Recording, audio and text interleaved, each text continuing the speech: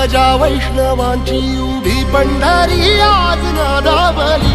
तुझे नाव ओठी तुझे रूप ध्यानी जीवाला तुझी आस गा लागली। जरी बाप साऱ्या जगाचा परी तू आम्हाले कराची विठू माऊली।